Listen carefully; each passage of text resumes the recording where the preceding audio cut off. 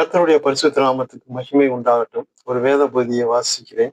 யோவேல் தீர்க்கதரிசன புஸ்தகம் 2வது அதிகாரம் 26வது வசனம். நீங்கள் சம்பூரணமாக சாப்பிட்டு திருப்தி அடைந்து உங்களை அதிசயமாய் நடத்தி வந்த உங்கள் தேவனாகிய கர்த்தருடைய நாமத்தை துதிப்பீர்கள். என் ஜனங்கள் ஒருபோதும் வெட்கப்பட்டு போவதில்லை. நாம் தேவனுடைய பிள்ளைகளை என் ஜனங்கள் ஒருபோதும் வெட்கப்பட்டு போவதில்லை அப்படின்னு சொல்லி ஆண்டவர் நமக்கு ஒரு நல்ல வாக்குத்தத்தம் செய்திருக்கிறார்.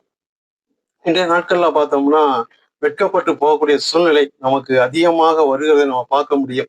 ரட்சிக்கப்பட்ட பிள்ளைகளுக்கு இந்த போராட்டங்கள் மிக அதிகமாக இருக்கிறத நம்ம பார்க்கிறோம். இந்த வேத பகுதியில பார்த்தோம்னா 2 முறை இதே வசனம் சொல்லப்பட்டிருக்கிறது.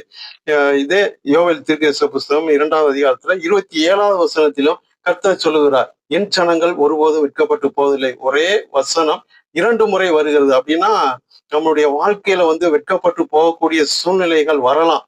ஆண்டவர் ஒரு முறைக்கு இருமுறையாக நமக்கு அழுத்தம் திருத்தமாக கொடுத்திருக்கக்கூடிய வாக்குத்தத்தமாக இது இருக்கிறது. வெட்கப்பட்டு போகக்கூடிய சூழ்நிலை மிக அதிகமாக வரலாம். நீங்க தொழில் செய்கிறவர்களாக இருந்தாலும் சரி, சாதாரண விசுவாசிகளாக இருந்தாலும் சரி, அல்லது ஊழியம் செய்யக்கூடியவர்களாக இருந்தாலும் சரி.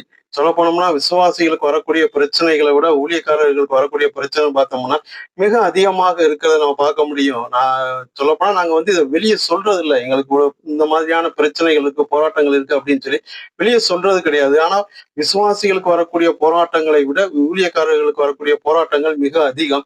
இந்த வெட்கப்பட்டு போகக்கூடிய சூழ்நிலை மிக அதிகமாக வரும். அது விசுவாசிகளுக்கும் சரி, ஊழியக்காரர்களுக்கும் சரி. நிச்சயமா நம்முடைய வாழ்க்கையில ஏதோ ஒரு சூழ்நிலையில இப்படிப்பட்ட சூழ்நிலைக்குள்ளாக நம்ம கடந்து போக வேண்டிய நிலைமைகள் வரலாம். அப்படி வெட்கப்பட்டு போகக்கூடிய சூழ்நிலைகள் வருகிற பொழுது நாம் கர்த்தரை நோக்கி செபிக்கக்கூடியவர்களாக, துதிக்கக்கூடியவர்களாக இருக்கணும். ஒருவேளை நம்மளால அந்த சூழ்நிலை முடியல அப்படின்னா எந்த ஒரு சூழ்நிலையிலும் முறுமுறுத்தக்கூடாது. அப்படியே அமைதியா இருக்கணும். அமைதியா இருந்தோம்னாலே போதும். கர்த்தரை முடிந்தால் துதிங்க. துதிக்க முடியலனாலும் சரி, தயவு செஞ்சு முறுமுறுத்துறாதீங்க.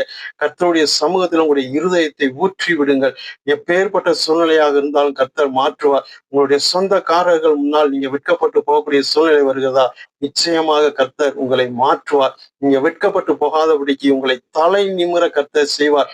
ஒருவேளை உங்களுடைய நண்பர்கள் மத்தியிலேயோ தொழில் ரீதியாகவோ ஏதோ ஒரு காரியத்தின் நிமித்தமாக நீங்கள் வெட்கப்பட்டு போகக்கூடிய சூழ்நிலை வருகிறதா, கலங்காதிருங்கள், பயப்படாதிருங்கள். கர்த்தர் உங்களோடு கூட இருக்கிறார் என்பதை நீங்கள் மறந்து விடாதீர்கள்.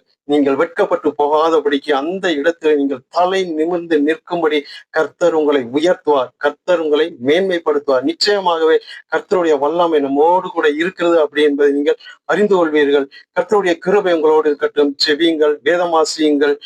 நீங்கள் வெட்கப்பட்டு போகாதபடிக்கு கர்த்தர் உங்களை ஆசீர்வதித்து உயர்த்தி மேன்மைப்படுத்துவார்.